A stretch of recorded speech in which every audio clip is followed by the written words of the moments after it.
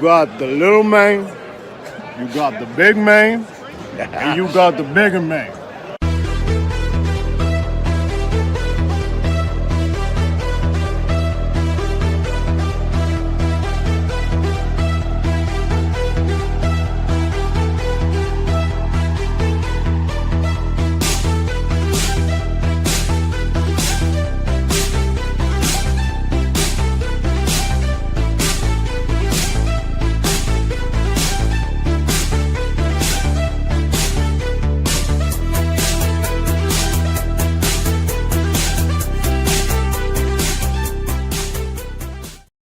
Good evening, everybody. It's Kellen Nitro for Nitromaniac TV's Wrestling Unlimited, coming at you tonight live on the Wrestling Unlimited channel. And it is another classic Nitro's Take Live. Tonight we go back to 1989. It's this fellow's pick. I'll bring him in right now. No wasting any time to get after it. Hey, Morehouse, how you doing, buddy? I'm doing as fabulous as a salmon upstream. Well, until they get caught by the bear, and then it's not as fabulous. But yeah, just that time between the bear and going back downstream. When they've mounted the waterfall or the fish chute. Do you see the fish cannon where they're firing fish into the abyss and then into the lakes and that stuff to restock fish? They have a fish cannon. Yeah. Yeah, no, I've seen stuff like that. Yeah. So there you go. Also joining us tonight as part of this 4-part panel is our third to our fourth. It's Mr. TL. How you doing? Confused. The fish cannon, is that the what fish you're cannon? And why do the fish want to go upstream? Is that a happy salmon? Yeah, they go upstream before they go back downstream. You know, that's the peak. That's your arch. They live at one point of the stream upriver for part of the year. Then they'll go down to the ocean to spawn, and then they'll go back upstream for winter. Why do you know this? We live next to a province. Why don't you know it? This is common facts. This is Berta. We got salmon in Berta. What are you talking about? Bring in our fourth, and we'll talk. Maybe he knows it. Craig, you know the story about the salmon going upstream and downstream, right? Absolutely. And technically, we have steelhead in this province because those are ocean-faring trout, but they can be considered in the salmon family. But I am saying we're talking Clash of Champions tonight, and I just want to rep right here, talking about champions, the soon-to-be 10-3 Edmonton Elks, because the Calgary Stampeders are going to get destroyed both Labor Day games, and I will on September 12th. Why not say 11-3? 12-3. Yeah. 13-3. What are we doing? Yeah. What are we doing? Let's go. 14-3. Let's just keep saying numbers. Come on. I am much more on board with this than salmon talk. Did you know that salmon was originally one of the colors that was going to be chosen for the team? It was going to be salmon and green. So they went with green and gold. I don't believe you, but also it doesn't matter. I just doing a quick Google here. So we're talking tonight. This is the first time that we're hitting this portion of wrestling history tonight, and I'm kind of weirded out on where it'll go. We're going to Herd era WCW, but we're doing early Herd era WCW. This is he hasn't had the chance to screw the company up yet. 1989 still kind of a decent year from basically front to now this point for WCW. Under the Jim Herd just takes over, I think, in like April, and then starts cranking out like pay-per-views and stuff like that. So, what was I going to do? I was going to. Can I ask a question, Lorax? Go for it. Yeah, while I'm figuring out my next thing. Sure, go for it. Okay. If this is the start of the Herd era, which isn't officially the start because he hasn't really got a grasp of anything yet, and arguably he never does. Yeah. Then who was the era previous? The era previous was still Jim Crockett. So, so this is technically the end of Jim Crockett. Yes. Or like the leftover of Jim Crockett. The leftovers from the Crockett. Changeover. So, the changeover. Okay. Crockett sells to Turner in 88. I think it was middle of the year in 88 that sale goes through. So you Okay, could so- say this was Crock- the bottom of the crock pot. Oh, God. Yeah. Anyway, by the way, yeah, Craig was talking about salmon. This is the salmon color. There you go. It's not my color. That's salmon. That's What are we doing? That is salmon. That's Get salmon. off the screen. it's very salmon. So there we go. That's it. I had salmon That's for very dinner. salmon. No, you Salmon's didn't. delicious. I did. I bought some salmon. I did actually have salmon for dinner. How do you do your salmon? You can't- Bake it? Baked it, a little bit of lemon Okay. pepper. You don't need This to is put 6 oil or butter minutes on and it. 30 seconds of too much salmon content for this channel. Just a second, because you would appreciate this as someone with very good culinary skills type. Mm. Yes. No, you Go don't for need to. You don't need to put oil and butter on fish. There's plenty of oil in the fish already. You That's just right. need to season it properly. A little bit of lemon. Mm. Bake it 350 for about 25 minutes. It's perfect. What It's is phenomenal. phenomenal in the background? That would be my mother-in-law's dog that we're watching. Aw. Go away. I was hoping you'd just say my mother-in-law. That was my mother-in-law. It's my mother-in-law, please. And everybody coming into the chat tonight. So hello, Ethan, how you doing? And so we're going to get going right away with it. So some classic wrestling talk tonight. Of course, keenly aware of what happened today, modern wrestling wise, with their big AEW All In show. We won't hit on any of that because A, we really don't care, and B, we didn't watch it. So if you're looking for that sort of talk, go ahead and go elsewhere. But for right now, we're going to do WCW Clash of the Champions 9. This was Morehouse's pick. We're going to go back to November 15th, 1989. It is the New York Knockout from the RPI Fieldhouse in Troy, New York. Definitely the wrestling hotbed. This is full sarcasm intended of Troy, New York. Buffalo was busy. Yeah. Albany was busy. I mean, like, come on. It's kind of a weird choice. You know Syracuse. Yeah. Well, Syracuse is where the best Rumble ever happened. So there we go. Did it? Or was it Albany? No, I screwed up. It was Albany. My bad. All these middle New York towns are the same. Darn it. And where was this one? This was Troy. Troy, New York. Never heard of it. Troy. Like That's the Odyssey, Troy. Yeah. Yep. Yeah. This Which, is by the actually way, saw the this was movie. It's a very good movie. awesome movie. This Awesome was movie, the RPI Fieldhouse, Mm-hmm. which is still to this day the home of the Rensselaer Polytechnic Institute's engineers NCAA hockey team. Ah, okay. And one of their top programs at that school is salmon farming. Oh God! No. That's not. I don't care if it's true or not. No. Fun fact: Troy is a suburb of Albany. Albany. Oh, Okay. Yeah. there So you they're in the Albany region. They just didn't go to Albany proper. They just Yes. hit one of the suburbs. Yeah. This Okay. is the That's capital region of New York State. This makes sense because as part of the expanded footprint that they were trying to establish, they were trying to kind of go northeast a little bit and get into New York a little bit, get into Pennsylvania. They just are coming off of the Halloween Havoc in '89 from Philly, and that was at the Philly Civic Center. So they're trying to They're in WWF territory. they're Uh-oh. trying to steal some WWF crowd is what they're trying to do. The problem is sometimes the quality of the show is there, but most of the time the quality of the show isn't. So that's why this card is interesting, because I want to see from you guys if the quality of the show is there. That's it. So Fair enough. mm-hmm. Do you guys know what the New York State fish is? You gotta be kidding. It's a brook trout. It's not a. It's a brook. Yeah, very nice. Welcome to Fish Facts. I thought it was Jimmy Hoffa, but anyway. Hey, that was a good one. That's New Jersey. That's New Jersey. Yeah. Okay, that's Jersey. Yes, there we go.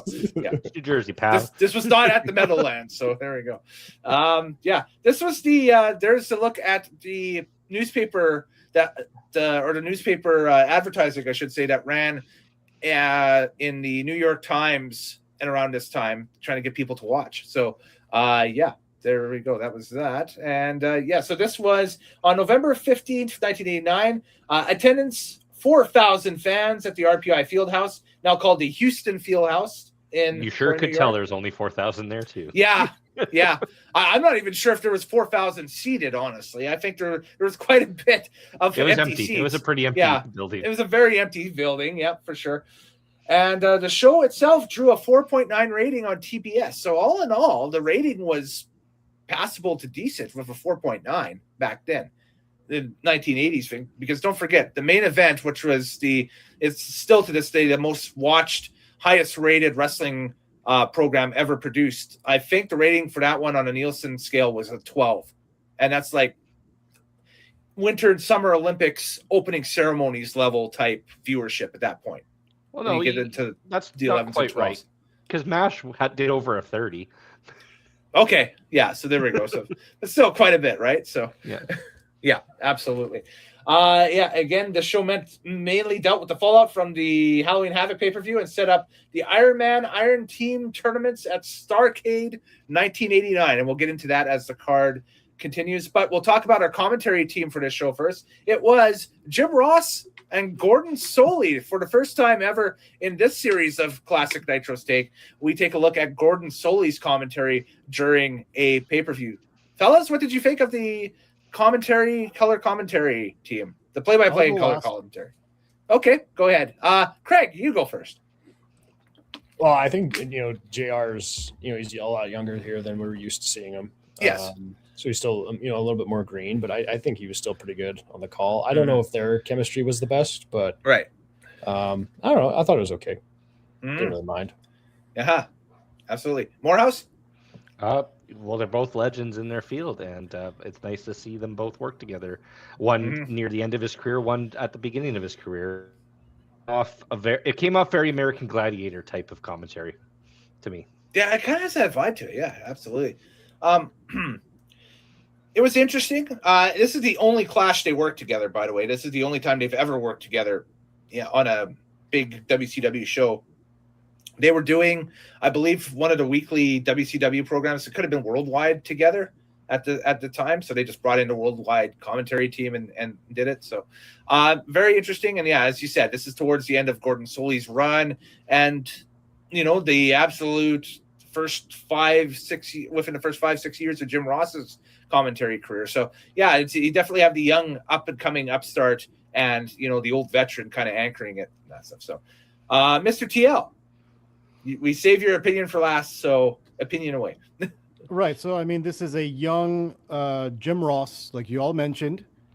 He sounds good here. This is probably as good as he'll ever sound in terms of quality of voice because of all of his health issues that go along in his life. But this is the best he'll ever sound. That being said, Gordon Solie is a great play-by-play guy of his era. As a color man, he doesn't add much. Because he's not antagonizing JR. He's not bringing anything really extra to the product or to the presentation. And he doesn't fit. Like, he's clearly of an old bygone era of wrestling. And that voice, it doesn't match at all. It takes forever for WCW to clue in on the face or neutral to face play-by-play and heel color commentator until I want to say probably when early 90. Paul E is the first. Yeah, Paul E. Yeah, they start using Paul E as the color guy because Cornette, don't forget, and we'll talk about this here, is a face at this point, which is weird. Which is it's strange. We'll talk about it here. There's something that happens later on in this card that affects that. But for most of '89, Cornette's a face, so it's a face commentary, or they have Jim Ross with Bob Caudle or Jim Ross with Gordon Solie. So it's face. And that dynamic, it can work sometimes because, I mean, back in those days, it was, or before that, actually, the face is because you're supposed to be promoting your promotion.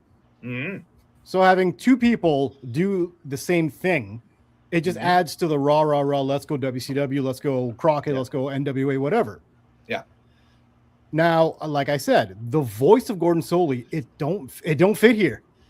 This is like having an old-timey, like 1930s black and white radio announcer with Jim Ross. Yes. And you're like, I don't think this works at all. Mm-hmm. Yep. No, I'm with you for sure. It's time, folks. It's time, guys. We have to put on our best Paul Bearer voices here and summon the Undertaker.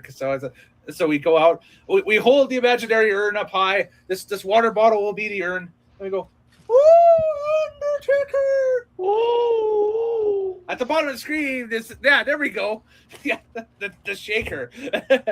Close. At the bottom of the screen is the Nitromaniac TV Undertaker with all of your news and notes from this card, runtimes, results, etc. And we'll get to these as we get to them during the show. So this was a network special. So it opens with promos from both main event guys. So we have a promo from Terry Funk, and we have a promo from Ric Flair, where they're right in front of some sort of neutral background. And we've got Terry Funk says he doesn't want the belt, the family, the money. He wants Flair's pride.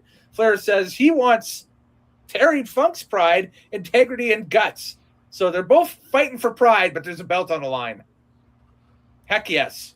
Old school promo. Is it wrong for me to say I didn't like it? No, because I didn't like it either. I thought it was kind of a jarring start, honestly. Yeah, like there was something lacking or just no passion in either of them during this promo for some reason. Mm-hmm. Yeah. And they both said the same thing independently, which was weird, and it didn't click. I was like, why? This should work on paper. Why didn't this work? Yeah. I want your pride. Little man, I want your pride. Like, y'all did the same? Did you? Okay. That's yes. Cool. Yeah. I feel that way, at least. So I just because I don't know how the card was booked at this point, but like isn't Flair supposed to be the face here? No. Yes. What?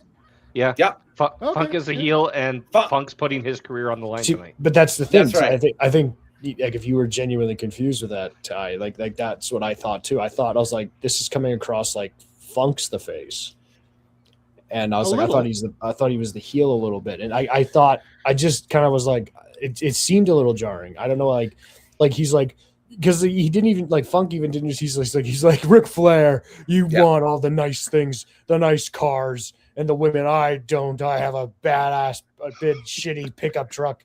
Yeah, and I was like, so you're the simple man, you're the working man, right? Like, and you're Which coming makes in, you you're the common man hero. I was going to say, I was kind of like, and then Flair's like, well, man, your pride, I want it, everything, woo. And I'm just like, I was like, okay, Flair heel, typical. But then everybody's like, yeah, Flair. And I'm like, and he's on because like when we get to the thing with him and Sting, we'll get to that. But like, I was kind of like, I was like, oh, I thought he was because I thought they were gonna face off, but I was like, oh, they're the good guys. But I guess kind of what happens later in the pay-per-view makes sense. But big question now for Mr. Nitro, because in real life, you are a man of production. Yes. Did it bother you that both of these were filmed out of focus? I thought it was just the video quality, honestly. No. If it's film, if that now that you say it, it does.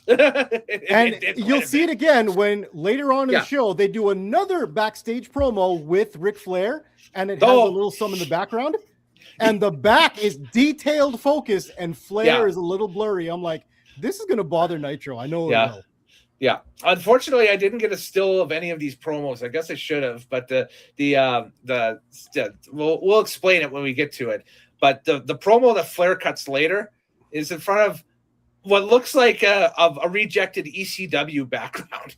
Yeah, it does. Yeah, it's just a background with some like blotchy paint that's red and I think silver and black. It looks like it's blood and stitches. Right, it's sort of. Yeah. But it's so detailed and focused, and he's blurry in front of it. Yeah. I'm like, your cameraman sucks. No, this is other than the stage for this show, the production was awful. This is a television company. That's the thing. Is that this is what TBS does is produce live events. Is it? Yeah. I thought they just showed James Bond reruns. Or Christmas Brave Story games. all day, all night. I'm pretty sure they don't produce live anything, don't they? Not I mean, anymore. back then. Atlanta back Braves then- baseball. They had they were starting their sports division, so wrestling was part of it. Atlanta Braves baseball. They had the Atlanta Hawks NBA, which rights at the time too. So yeah, so they did baseball. I'm not sure if they had the NFL, the Falcons stuff. Probably not, but No, they just had the baseball and the basketball, just baseball and basketball. Yeah, and then so, hockey when they got the Thrashers. yeah. That's way later. later. That's Turner South later. Yes, absolutely. So, but there we go. So, all right. So we talked about commentary, talked about the opener. Let's talk about our opener. So our opening contest on this card was a tag team match between the Fabulous Freebirds versus the Road Warriors. And this match ran 5 minutes and 18 seconds. But wait, don't get your hopes up because this is not the classic Freebird lineup, unfortunately. This is Michael Hayes and Jimmy Jam Garvin, Fabulous Freebirds, versus Hawk and Animal, the Road Warriors, to open things up. So kind of right there, I saw that, it's like, oh, cool, the Freebirds versus Road Warriors. That's awesome. They're playing off of, a feud that worked in the AWA a few years earlier and that stuff, and then we could see it and that stuff. And then I saw Jimmy Garvin walk out with Michael Hayes, and I'm like, oh, yeah, I forgot. Yeah, WCW watered down the Freebirds at this point. So it was Michael Hayes and Jimmy Garvin. So yeah. For those who don't know, there's a third member of the Freebirds. Yeah, there's a fourth member of the Freebirds. Because say his name for us. So Michael Hayes, the leader. We got Buddy Jack Roberts, who is kind of like their mouthpiece, later kind of like a manager type and that stuff. Terry Bam Bam Gordy, who was like the big muscle and that stuff. And in WCW, Jimmy Jam Garvin, who used to be, what was his? There was Jimmy Garvin. He was jumping Jimmy Garvin, I think, at one time. In World Class and that stuff. Yeah. So yeah, as and it just was a heel down there, and then they brought him into WCW and paired him with Michael Hayes because the other two were persona non grata at this time. So you watered them down. I don't know. Well, the manager. We don't care about the manager, but where's Gordy? I don't know. I think he's making money in Japan. Well, he's making money. Yeah. I think he had some injury, and he was making money in Japan at this point too. So maybe just the contract offer wasn't as good as it was in Japan. But I do admit the entrance was kind of cool with the kind of bowing and giving like the Superfly, the salute to the crowd and that stuff. But other than that, it was kind of laissez-faire. I'm going to jump in here just for a second. Now, yeah, this was so perplexing to me because the copy that Morehouse had lent us that we all watched from, I watched that, and I thought that they had dubbed in different music because I'm like, none of their actions match the music whatsoever. No, right? So I'm like, let me see if I can find a different version, and there is one on YouTube. And I watched that one. Yes. And it was the same thing. So I'm like, it's Michael Hayes', it's him singing his own theme song. Yeah. Okay, yeah. So it really is, that's their music. Yeah, that is their music, yeah. Nothing they do match in terms of the actions and the sound coming out of the speakers. Yeah. So I'm like, this is weird. Turner Production. And like, he looks like Rick James. I'm like, we're in this part of the 80s. I'm like, what is happening? It's Rick James and Sammy Hagar. Yeah, literally. Yeah. And I'm like, this got over in the 80s? Or did no. Well, I imagine it did not. This entire entrance was very 80s. Like, this was 80s as fuck. Yeah. But again, what year are we in? 89. 1989. We're in the start of Vanilla Ice and grunge. And yeah. I was gonna say, like thrash metal was starting to get big too. So like the big hair and all the colorful outfits were kind of fading away for, messy long hair and Guns N' Roses is the biggest rock band right now. I believe that Metallica's like starting. Like this would have been 89. Yeah, so they're under ascendancy and that stuff. And Master of Puppets came out. As my dad remembered it, he always said the 80s missed out on the first year because it was still somehow the 70s. Yeah. And the 80s exited early because the 90s started a year early. I'm like, really? He's like, yeah. Mm-hmm. Yeah, New Kids in the Block's only a couple months away from this. What's that? Yeah. New Kids start up like 2 months from this point. Well, that's what I'm saying. Like by 89, they were already like turning into the 90s. Mm-hmm. But in 1980, they were still back in the 70s. So the 80s was really only 8 years. Yeah. Yeah. And this product was stuck in that mid 80s. Oh gosh, yeah. Yeah, absolutely. The disco lighting and my God. So Crockett reached its peak in 86, 87, and it kind of stays there in its mindset until about 90. And then Herd starts tinkering at things and that stuff and makes it worse. So it goes down. It's like rising, 86, plateau. So it plateaus out. And then 89 comes, 90, boom, right down the frickin' valley. Like we're talking Evel Knievel going off the side of the Snake Canyon in the cycle. Like I go, well, yeah, because it's not too long after that Ric Flair ends up in WWF. Late 91, yeah. We're a year away from that, or about a year and a half away from that now. That's right, yeah. But now we go to the Road Warriors. They come out of their entrance, and it is an instrumental, is it not? Of Iron Man, yeah. Right.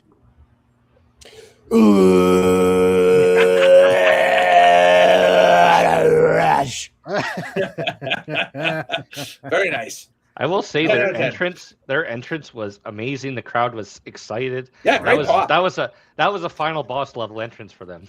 Yeah. That's the Road Warrior pop. They were pretty red hot at this point because was this after the big Japan tour? They were doing NWA circuit.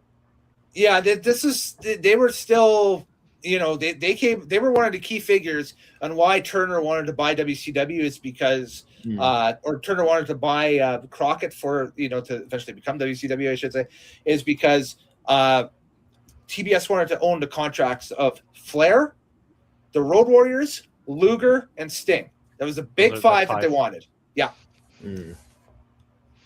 And so they felt that all five of them they could use in marketing because TBS was starting to expand out to different cable systems all around the US and Canada and that stuff. And so they figured with those five, they could bring in cast-offs from WWF or Japan or whatever as heels to feed these five entities, or have Luger as like a super up-and-coming heel as a juggernaut kind of going through everybody as well. Now, there's some happy accidents that are developing through this, Muda being one of them, but because Muda was basically over in North America on excursion from Japan and caught on like wildfire in WCW, so in 89. But on top, just basically that's what they're doing is how can we make these five wrestlers the center of our program and build around that.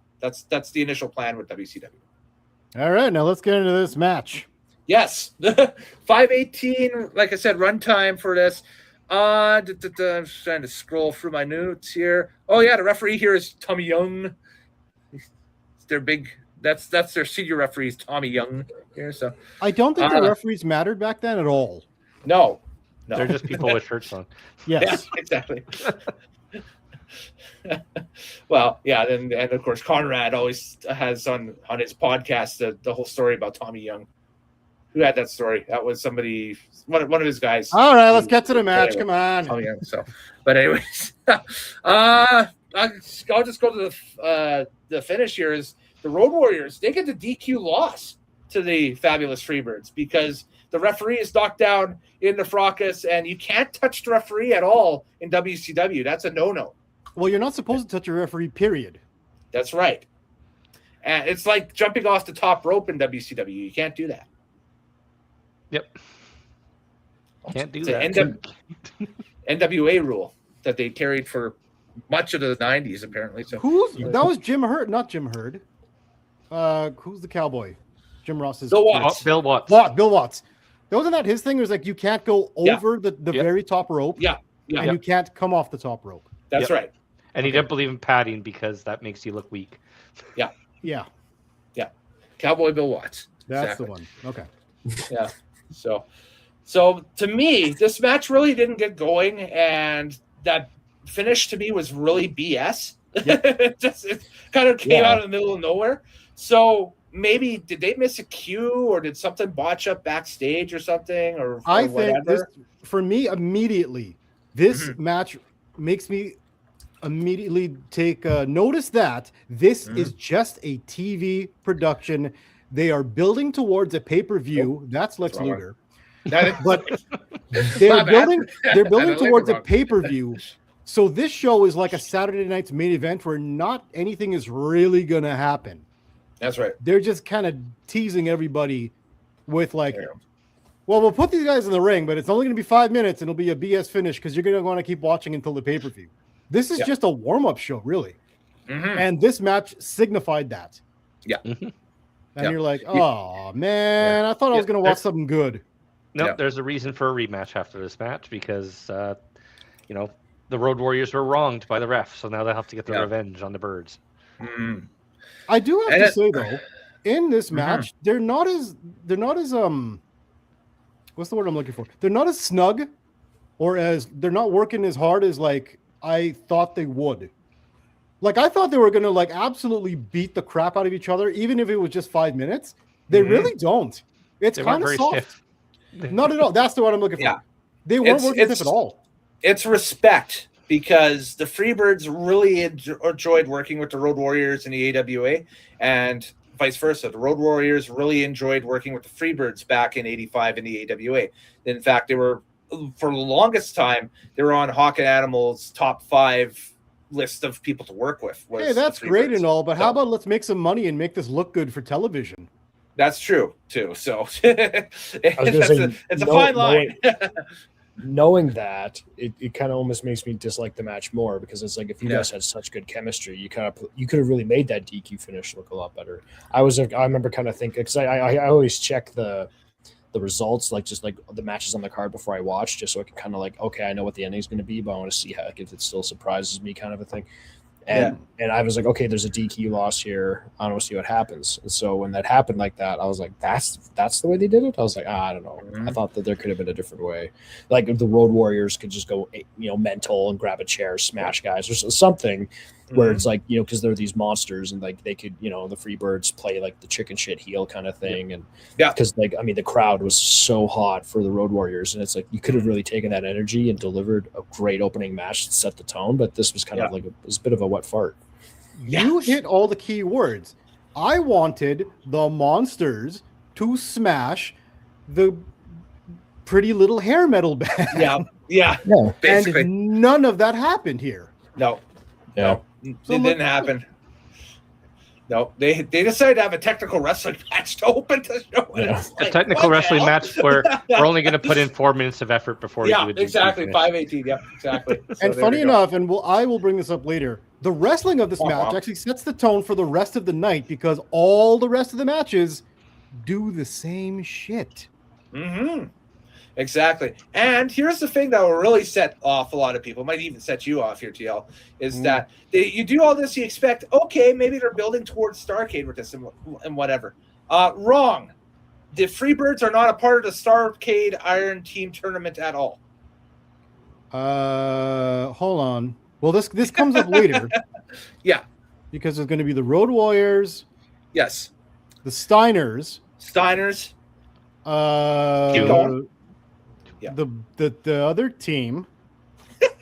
Doom. I don't want. No. I want him to name him. You want him to name him? Okay. Yeah. So the Farouk team. Doom. Yes. Okay. You got 3. Now the 4th. And the is it Rock and Roll? No.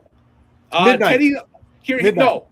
No. Here's the hint I'll give you. Teddy Long is her manager. Playa. Oh, yeah. Doom? Oh, the Skyscrapers. There you go. Oh. That's it. Yeah. And here's another thing that'll set you off. The Skyscrapers don't even make Starrcade 89. They get pulled. They get replaced by the Samoan SWAT team. Oh no.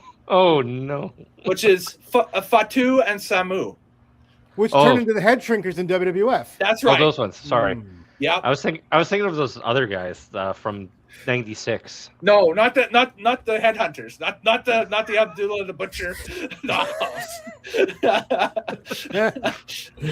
no, we're talking about Rikishi Fatu and the bloodline. You know, so literally the Midnight Express and the Freebirds don't do anything. That's right. The Road Warriors and Freebirds lead to nothing. Wow. There might be a match on Worldwide. I'm not sure, but that's about it. That's ridiculous. Yep, it leads to nothing. So there we go. That's it. And we just wasted, all our TV time with that. All 5 minutes, 18 seconds left. Anyway, getting back to the ringside, we get let's see here. My notes advanced up, so I have to go. There we go. So Jim Ross has Terry Funk and Gary Hart at ringside. Funk says they see eye to eye on very few things, except they both love the sport of professional wrestling. And that's it, Funk and Flair, or Funk talking about Flair, I should say. But then Gary Hart interjects and says, "You are a Texan. Don't embarrass Texas. Don't let him down, and don't let me down, Terry Funk."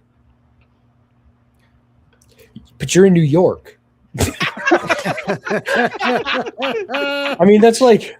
Yeah. It's like, don't you know about the Cowboys Giants rivalry? Like, you're in New York, and you say you're from Texas. The crowd's already I hate this guy. Of course. But also, Terry Funk, once again, like Rick pointed out, comes off as the baby face for some reason. He is. Because he's the everyman and he's likable. Yeah. He's doing his promos. This is my big match promo. This is my big opportunity. Exactly. He's coming to the NWA, and he's the common man, daddy. Common man, if you will. It's Terry Funk. It almost was like Dusty Rhodes. Dusty Rhodes, yeah. Was that your Dusty Rhodes? Okay. Dusty Rhodes. He might have been a booker at this time, yeah. No, Dusty's in WWF. He's he is in WWF now. Yay! The Sapphire. Yeah. So they've given the common man role that was the big attraction of Dusty Rhodes to Terry Funk, who is a noted rival of Dusty Rhodes in wrestling parlance for the 70s and 80s. Like, they had blood feuds in the territories, man, between Rhodes and Funk. Yeah, but now Dusty has a cowbell entrance. American dream. Yeah. He's just a common man. Nice. Working hard with his hands.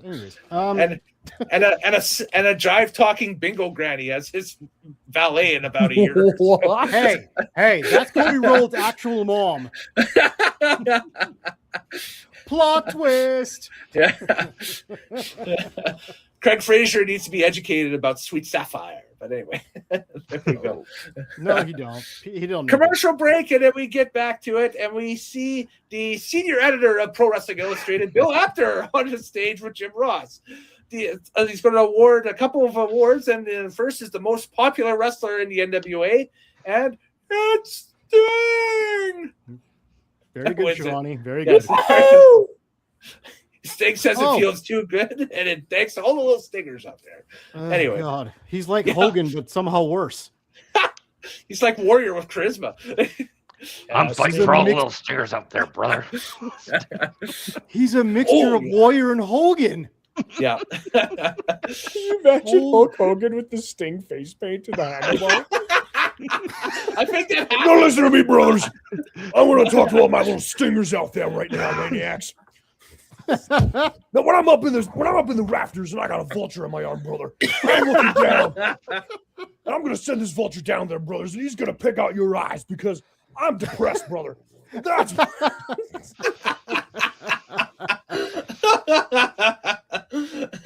I forgot. Good Lord.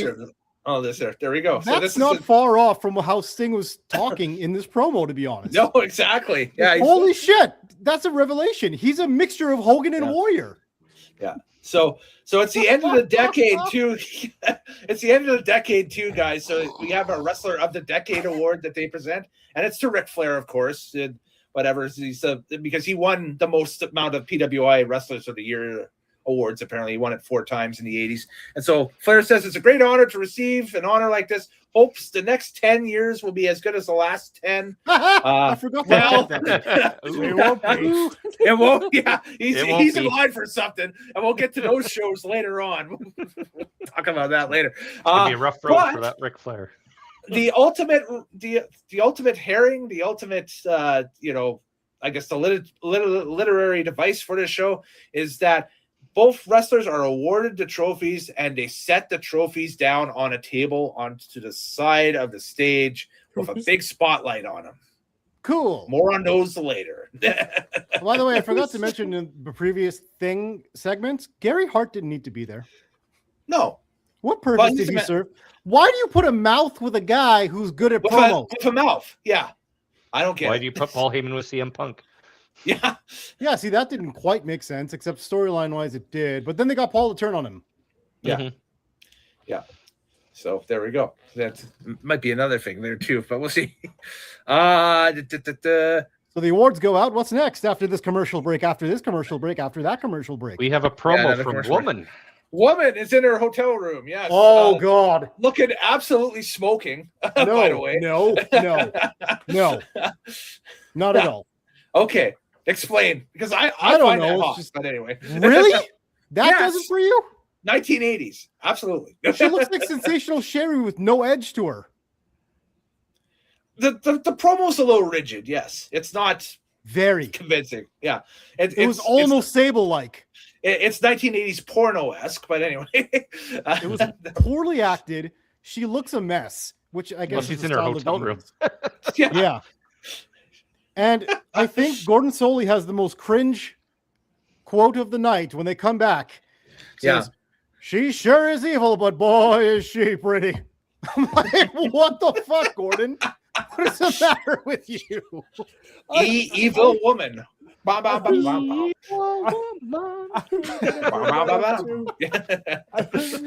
that was the best, like, because he just seemed like this, like, old man that's like trying to be like straight, but everything like that. But he's just like, I mean, he's just absolutely turned on. He's like, oh God, I mean, jeez, what a wicked person. But I mean, like, I am right there right now. Like, I'm 6 to midnight.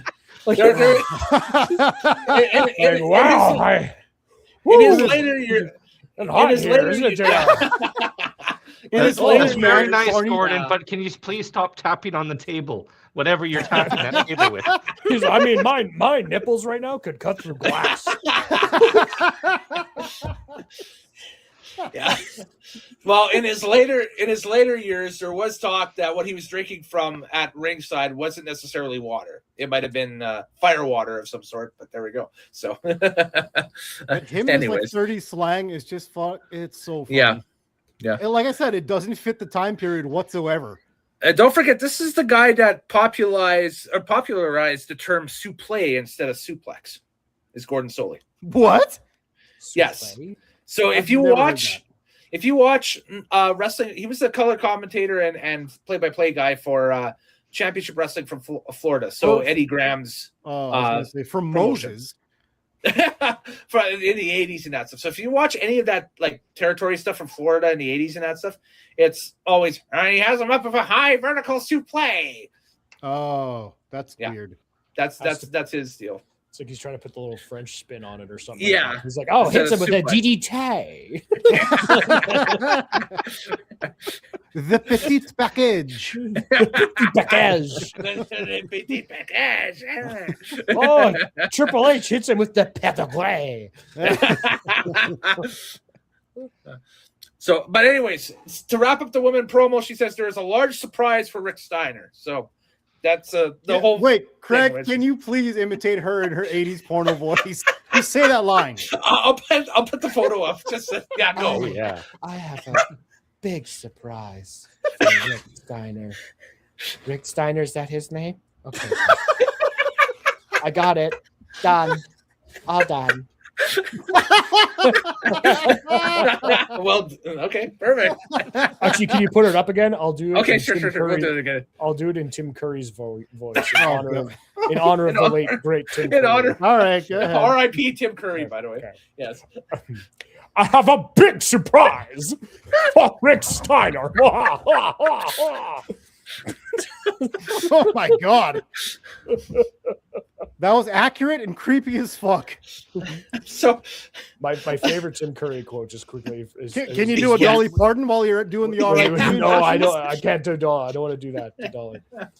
but I mean to do like when I think of Tim Curry, I just think of like Darkness from the movie Legend because he plays like the devil in it. Yeah, and he just has the deepest, like most like sassy voice. He's always just like, I want you to talk with me, Mom. No, chain wallets.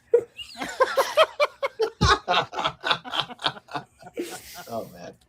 This Anyways, show is off the rails. It is off the chain tonight, man. These old Clash of Champions, man, they get you feeling extra goofy. It's crazy.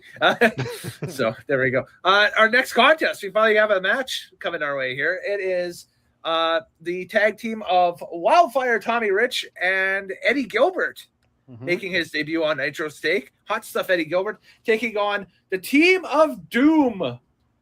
I'll re-announce it. The team of Doom. Doom. With woman. With woman. Doom. With woman. Doom. Which is Ron Simmons and I want to say Butch Reed. Butch Reed, yeah. Hacksaw Butch Reed, yep, from WWF. That's what I wanted Ron Simmons to say this entire time, was get up there. I mean, obviously they have the manager doing the talking for them. They have the mysterious masked men persona, but I was just waiting for him to be like, Doom. You got it does happen later on into early 90 and that stuff, especially when Doom breaks away from Woman and gets Theodore Long as their manager. They wrestle with the mask for a little bit, and then when it comes time for them to unmask, then you see fully unabridged like Ron Simmons, like current day Ron Simmons, just kind of just pops right out of that. I gotta ask, it's amazing. It's for awesome. Doom, but I gotta ask for Doom, what are their characters? Just huge muscle bound cronies. I thought they're like at this point. sex S&M characters. Yeah. Okay, yeah, that's what I didn't want to say it, but yeah. I'm like, what the hell are these outfits? I think they're trying, like, obviously, okay, I can kind of see with Woman, they're making her like a dominatrix type. Yep. What's that? Okay. It's with like the no Fashion attitude Brothers, and no with masks. Yeah. Like, she could have done the Tim Curry voice when she was introducing Doom. Of these big, burly, sexy men. Yes, why? Stop doing that. They're going to pin you down. Come up to the lab and see what's on the I fly. can make you a man. She just does the Dr. Frankenfurter from Rocky Horror Picture Show. The sweet transvestite. Oh, Transylvania. This is ridiculous. It's insane. It's amazing. It's amazing how these old shows register in Craig Fraser's head. It's just Craig likes the old shows. It's a mess up here. it's awesome. Anyway, so one time for this one's 5:15. Welcome to a squash match. It's basically a glorified squash match because Doom is new and you're trying to get them over, and they're trying to introduce a new. Or no, that's later on in the show. Sorry, never mind. That's later on. Never mind. We'll talk about that when it happens. Yeah, moving on. That's all. Anybody got notes on this match? I took some notes. I said Doom had a great entrance. I thought Rich and Gilbert came off as jobbers, but they did get some maneuvers in. That's what they were at that point. Yep, and then Doom did some hard, heavy, stiff slams and got a cheap win with a cheap chair shot. Mm-hmm. So there we go. I think our but also like match was more exciting than the match. Yeah. But also this match is I still find that they're not working very stiff. They're still, I don't know what it was. They weren't hitting on all cylinders until the main event. Yeah. Well, Until later on in the show. Yes, we will get there. Yeah, maybe they got told backstage, guys, don't go too hard today because our main event's too hard. Yeah, maybe. Well, I don't know. Well, when we get to actually the last couple of matches, I feel like the tone of the show changes, but we'll get to that, when we get to it. Next, so commercial break again. Again, we're on TBS at this point, and we go to the Louisville Slugger segment. This is Jim Cornette hosting a kind of Piper's Pit style interview segment, and he's talking to the Steiners. This is historic in wrestling terms because it finally gives Scott Steiner a name for that leg scissors finisher he was using, the Frankensteiner. That's the first time ever that they call Scott's finisher the Frankensteiner on WCW TV. Is right here in this segment. I can't believe there was a point in time where Rick Steiner is the crazy one. And Scott is the level-headed one. Scott's the educated one here. How much cocaine did Rick have before this promo? I don't know, man. Can you just say it bothers me so much that this was the segment called the Louisville Slugger, and he has a tennis racket that's a Spalding?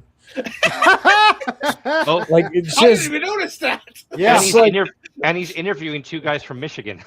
oh god, Right. what a mess. Well, he himself is from Louisville. continuity. I guess. But you're right. That is a complete mess. But that was his gimmick, was to hold a tennis racket filled with not rackets. Well, yeah, it was various nefarious objects to beat people up with, right? So there we go. I did like how the point where Rick Steiner had a like it looked like he had an aneurysm before he was talking about watching Frankenstein. He's like, "Let me tell you, Jim Cornette, I was watching Frankenstein, and it was like, Yeah. and I was like, I know what I'm gonna call it, the Frankensteiner." I was like, Yeah. I was just waiting for like him to turn the mic over to Scott, and he's like, "And I got a 33 to third chance of winning."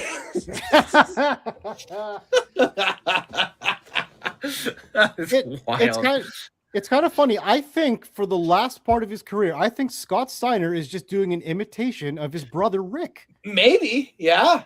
Because he didn't have a personality, so he just stole his. Because Rick flat out retired from the business in 2006. He stepped away from it entirely. Yeah. Whereas Scott was in TNA at the time and continued, into No, I'm saying ever since he changed into Big Papa Pump, he's just been doing an impression of his brother. Yeah, because before that, Scott didn't really have a character other than he's the athletic one. Yes. Yeah. He has That's no right. character. And his brother is got a lot of personality and no brain in his head. But still. So, and Scott decided, for whatever reason, I'm going to mix Hulk Hogan with superstar Billy Graham and become Big Papa Pump.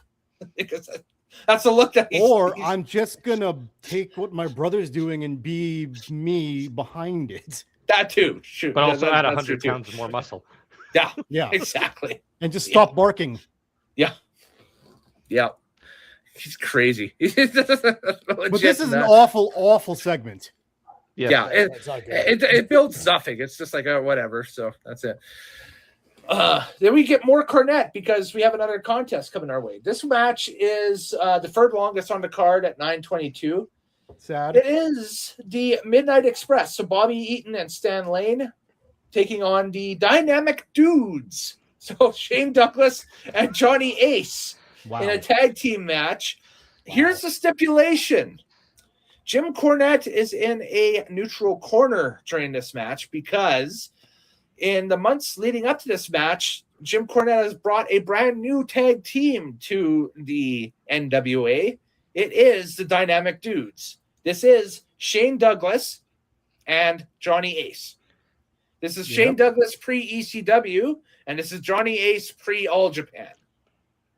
Johnny Ace pre-John Laurinaitis.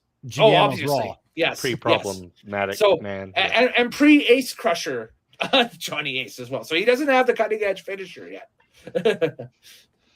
So you talked earlier about the 80s, being a thing. Yeah. Welcome to the 90s, people. Yeah. Yep.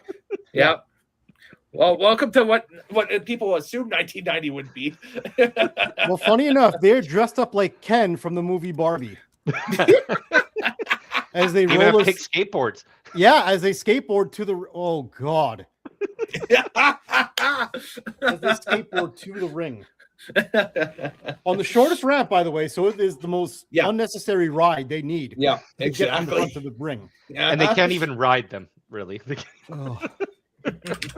What a mess! What an absolute friggin' mess! Yeah, no, it's quite the deal. I feel like they're just killing time until they get to the finish. Where yes, it is. There we go. There you go. There's a picture of the match there. Picture of the match, Yeah, the dudes aren't great because Johnny Ace isn't very good, and and Douglas is not great yet either. Well, the whole this is the whole blow off of a feud, the right? Express are awesome. The Express are awesome. Yeah. However, they don't get a lot of time to show how awesome they really are. Yeah. And this is all I swear, it's just filler and time killer until Cornette takes out the racket and hits one of them, and then the Midnight win. Which is one of the biggest pops of the night, because Cornette takes out I think Shane in the ring with the racket, and that allows the Midnight Express to get the victory. There had been talk at this time, and they had been leading, that Cornette was going to leave the Midnight Express in the dust and loan his managerial services to Johnny and Shane going forward. The problem being, from Halloween Havoc on to this point, the dudes are getting booed out of every single building that WCW is running. And guess what? The dudes are faces. Yeah, exactly. Yeah. They just look like some dudes are like, hey, this is what kids dress like? Yeah, we'll dress like that then. Yeah. They opened a Toys R Us catalog. Yep. And said, wear that. In today's equivalent, they'd be coming down the ring doing 6-7. Do little TikTok dances and stuff like that. Yeah. Or basically being Seth Rollins. Or maybe even talking about what people were talking about in the chat earlier. A cyber leak? Is that what the hell is going on today? I don't know. What that is. Yeah. I have no idea what it is. Apparently GTA 6 got leaked too, so whatever. It's a thing. It happened. This match sucked. We're not insinuating that TL did it, but anyway. This match sucked. Yeah, it was sucked, bad. But I enjoyed watching the Midnight Express. That's always good. But there's so much better things to watch them in. Rock and Roll and Midnight, but they also had some bad matches with Rock and Roll and Midnight as well too, as I've talked about on the channel in the past. But there's Rock and Roll Midnight stuff is good. And the thing is that the Midnight aren't long for Jim Herd's WCW as well. Like, they only last until Halloween of '90, and then they're out of there. And I'm guessing same for Cornette. Yeah. Cornette leaves in late '90 to go do the LPWA and start Smoky Mountain up. Yeah. Mm-hmm. The ladies' professional wrestling thing that was the '90s equivalent of Glow, and then he's doing Smoky Mountain at the same time. So, Craig, what do you think about the dudes in the Express? Well, I just had a rocket amount of diarrhea come out of me, and I think that's about what I think of this match. No, oh no, I didn't have it, but I do think it's diarrhea. I did not like this match. That's what I was like, was it the salmon? It was the salmon. It was the salmon. Okay. So, but yeah, that was pretty much what I felt about this match. I was like, this is a good time to leave temporarily. Fair enough. Yeah, fair enough. It's all good. Well, like I said, it was just filler until the biggest pop of the night. When Cornette hits a guy with the racket, everyone cheers, and now we can go home. Yeah, Cornette turns heel, and the crowd is celebrating. Yeah. And somehow there's more of this event left. There is. Well, we're only done the first hour. That's why. So now we're going to hour number 2, which is another squash, because we have Super Destroyer versus Dr. Death Steve Williams. This is a definite squash at 141. I'm not going to talk much about it other than the Super Destroyer is Jack Victory, who's a longtime WCW job guy, and a Paul Heyman loyalist as he shows up in ECW later on in his career. So that's the only notable out of that. As Jack Victory. He's a manager, not a wrestler. He's Steve Carino's manager towards the end of the run of ECW. Okay, next. Yeah. So, anyways, there we go. And we had Norman the Lunatic run out as Santa Claus. Norman the Lunatic runs out as Santa. God. Which is Mike Shaw again from Stampede. So I thought I had accidentally eaten mushrooms. Because I was like, okay, I don't think I've ever actually really seen anything with Dr. Death Steve Williams besides the Brawl for All, which was a bad time for him. Mm-hmm. Yeah. And then he came out here, and then Santa came out. I said, what the fuck is happening? Mm-hmm. I was like, I thought Vince Russo wasn't here yet. Yeah. Well. Hey, Steve Williams was on that All Japan, the undercard of that All Japan show that we saw, where Hansen freaked out on the outside and started beating the hell out of everybody because he was getting stiffed in the ring. Great times. Who was Santa? Was that Akeem, the African Dream? No, it was Norm the Lunatic. He was a Stampede Wrestling guy a long time ago. He would end up being Bastion Booger later on. Yeah. Oh. Yep. Mm-hmm. And in Stampede Wrestling, he was not the he was one of the Singh brothers. He was one of the Singh. Muck and Singh. Muck and Singh, yeah. Yeah. He was the one on the show that we did that was trying to get booked by Stu. All the time. Yeah. We watched that. The Stu will come back. I work for you, whatever. Yeah. So Bastion Booger as Santa Claus. Yes. Who somehow scares Dr. Death Williams out of the ring. He know when you've been naughty. Is this like the Silent Night, Deadly Night thing, or? Oh God! It is August as we record this. It is August 30th, but it's never too late to talk about Christmas. Yes. All right. Segment. Next. Oh, bad one, but we go into a tag match next. The Skyscrapers versus the Steiner Brothers, and this one runs 6 minutes and 8 seconds, with the Steiner Brothers defeating the Skyscrapers by disqualification. This one basically sets up the tournament, the Iron Team tournament at Starrcade 89, which is setting the field and introducing the viewers to the 4 teams that will be involved in this tournament because of the run-in at the end of this match, basically. So you have the Skyscrapers and the Steiners in the ring, and all of a sudden it breaks down. Doom hits the ring, starts attacking the Steiners because they have an ongoing thing happening. And then the Road Warriors are in the back, and they're like, well, I guess we better get into it. And then they get to go down to the ringside and get involved in the match. Rick Steiner corners Woman, but then Woman's bodyguard makes his debut, jumps up on the ring, and he just picks up Woman and walks away. Picks up Woman, tosses her over the ring, and walks away. No physicality at all from this dude. Nope. I'm a little disturbed that the crowd was like, I don't know what they were cheering for. They were like, hit the woman, hit the woman. Like, oh wow. Yeah. The 80s. Sure is. It was a different time. Exactly. And then they don't name who the right there's the scene where they do it too. Yeah. Mm-hmm. And they don't name who the giant guy is, so it's just Jim Ross going, "Look at the size of that man! They just picked him up, take him out of here." Even my notes I'm looking forward to just say it's a very tall man. Very tall man. It's a very tall man. I'm like, my God, he's tall. He did. Look at the size of his shins. My God. He did work some matches with Doom leading up to Starrcade 89 in 6-man matches. What was his name? Nitron.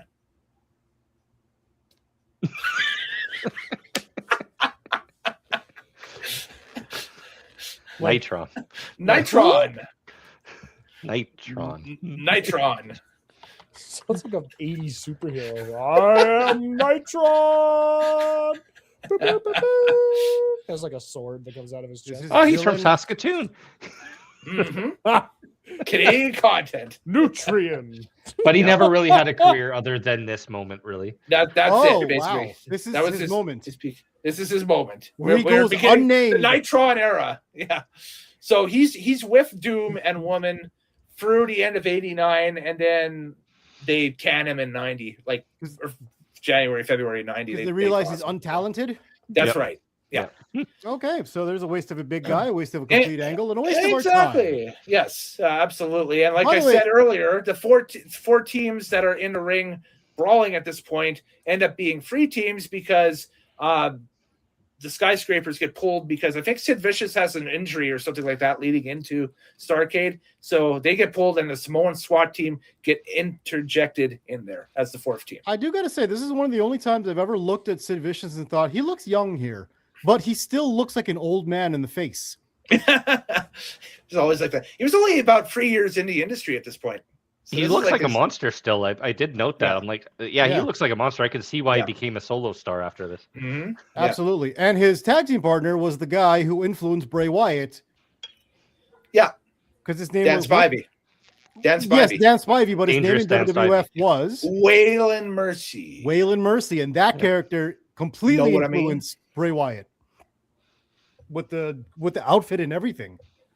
Know what I mean? Yeah, the problem with Dan Spivey is when he started that gimmick, he was already in his mid-40s and his body was broken down. Yeah.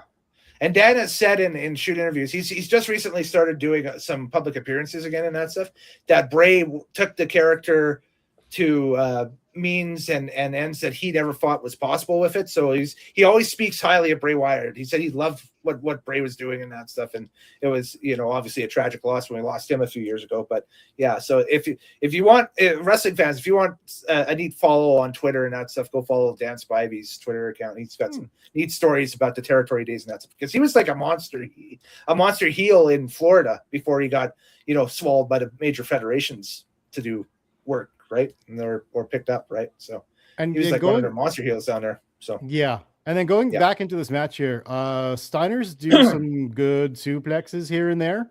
Mm-hmm. Again, they're not working stiff, they're not working snug. No, the Frankensteiner looked crisp as hell. It did. It was a nice, crisp finish. Yes. Yeah. I just wish that segment hadn't happened before that, where I was just like, I was watching a monster movie. Oh my God. And I got the name of your finisher. Is that what you're going to call it? The Frankensteiner? It's a good thing I wasn't watching What's Eating Gilbert Grape. I would have called it the Graper. It's the Graper. Here's where I take umbrage with all of this. Starrcade 89 is one of the worst Starrcades in the series because nobody knows what the hell a round robin tournament is, not even WCW. We go to commercial, we come back. There is a interview ringside, Jim Ross, with the Steiners and the Road Warriors at ringside talking about forging an alliance through the Iron Team tournament. And if the two meet up in the final matchup, they'll just go one-on-one heads up, and whatever the best team is wins. That's what it would be anyway. Why not just schedule an 8-man at that point? 8-man street fight. That's like, because it's WCW. 8-man street fight would have done the same thing. Oh, I like that picture you have. That picture you just had up there. It has a WWF banner in the background there. Oh yeah, look at that. WWF something or other in the background. I can't really make out what it says, but it says WWF something, yeah. Yeah. But yeah, at the end of this match is a big cataclysm of all these tag teams running in and them trying to be like, hey, we're the tag team wrestling league with all the tag teams. It's a tag team Iron Team tournament for Starrcade. Yeah. That's and then Tony Khan will run out and say, we're having a ladder match, boys. Oh, God. That would have solved it too. Put the tag titles up above the ring and have a ladder match. Yes. So the Iron Team tournament and the Iron Man tournament of Starrcade 89 is terrible. It's bad. It's a terrible pay-per-view. Terrible pay-per-view. I call next. Yep. U.S. title on the line. This is a rematch from Halloween Havoc that happened a couple weeks earlier. It is Lex Luger, the total package, taking on Fly-In Brian Pillman. The running time for this one is 12 minutes and 38 seconds, with Luger defeating Brian Pillman in this contest. This match was a cut above everything we've seen so far on this card tonight. This was a great change of pace, I thought. This match, I love the Halloween Havoc match between the two of these guys. This match I'd put maybe a tier below just because it's a rematch and they were kind of cut for time for this one. The Halloween Havoc match, I think, runs about 20 minutes or so. It's phenomenal. This one's pretty good too. I want to hear from Craig because he would have zero context on this match. Yes. I thought. Oh, you're just asking him if you want. Okay, I was expecting more. Yeah, Craig, to take the ball and run with it. but no, you're like, Craig, dance monkey, go. I say dance monkey? Bullshit. I want his opinion on the thing that we're reviewing. Yes, that's what. You want him to do more Tim Curry impressions. I I thought that the match was okay. I mean, as Brian Pillman and I think Lex Luger. I mean, I was never a big Lex guy ever, but I think he's a better heel than he is a face. Yeah, like he was I think fantastic here. I think he could have been. Yeah, he should just stayed heel the whole time. Like not the whole, like turning. Like I don't know. I felt like he was. This was. I don't know. The match was good. I thought that there was some good working in here. Pillman's like in his prime. Mm-hmm. Like this was. I don't know. I thought this was a good match. I was like, finally, this is like. I mean, the tag match before was okay, and then I was like, okay, this is actually a good match. I was like, I thought this. I mean, it took us to this, the semi-main event to get here, but I was like, this match was good. What did you think of JR dropping the football histories of both Brian Pillman and Lex Luger in the commentary in this match? Former Calgary Stampeder, Brian Pillman. And then Lex Luger, he was the youngest starter in the Canadian Football League with Montreal back in 1978. Shit, God. I don't know. I mean, like, it didn't wow me. I guess I had no other context to like. No, but it's a JR trope. He's going to know the football history of somebody if you played ball at any level, right? So they're the USWFL. What the fuck care? They're in the fucking ring now. Tell me what they're doing in the ring now, JR. Yeah, I know they're big. I can see them. This isn't radio. Yeah. Radio. Sting went to Little Scorpion University, and he was a wide receiver there.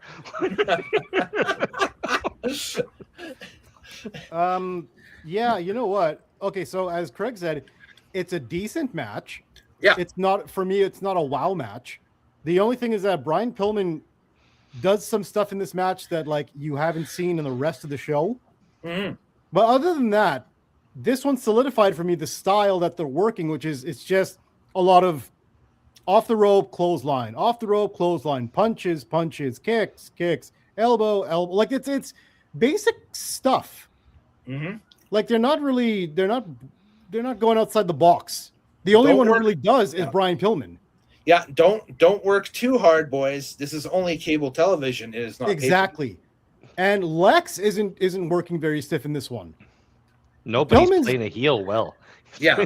Lex did a great job playing. Okay, and that going back to Craig's thing about Lex is a natural heel because you don't want to cheer him. Yes, he's a very unlikable person at face value. Like on the screen, it comes across naturally. I should boo this guy. Yep. I shouldn't be cheering him. Remember what I said earlier in the podcast about when Turner bought Jim Crockett from Crockett and having those 5 core guys and building a company around those 5 core guys. Luger, of course, being one of those 5 core guys. Pillman is one of the guys you bring in from the outside to beef up your 5 core guys. See, the approach is there. Just they'd never had the mind or the guy driving the bus to deliver that approach. That's or driving the Lex Express. The game plan was there, just no head coach. That's what the problem was.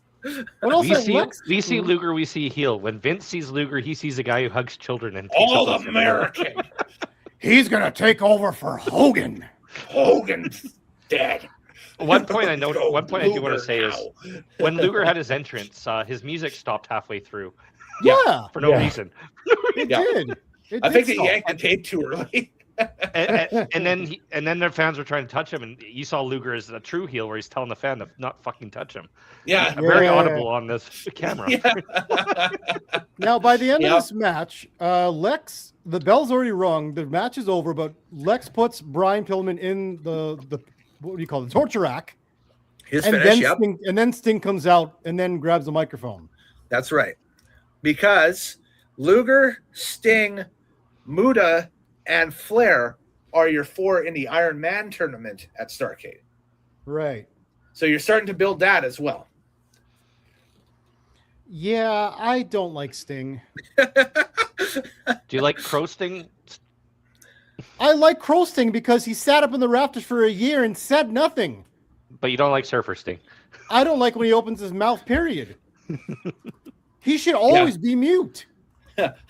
He's awful. He's not believable. Yeah. To elaborate what TL was talking about post-match, Luger continues the assault on Pillman until Sting runs in. Luger says it's about time you face me face to face. Sting calls Luger a snothead, the whole heaviness of 80s, and fires a couple of shots. Luger leaves, but Sting follows up the aisle and pops him a couple of times. And again, we're setting up the Iron Man match at Starrcade, or the Iron Man tournament. This part didn't make sense when Luger's like, yeah, we're finally in the ring together. And Sting's like, yep. And then Luger backs down. Certainly are. It's a thing that's happening. What? He's a heel. He doesn't want to fight today. But he just said he did. He lied to you. He's a bad guy. He's supposed to lie. But it has to make sense. Yeah.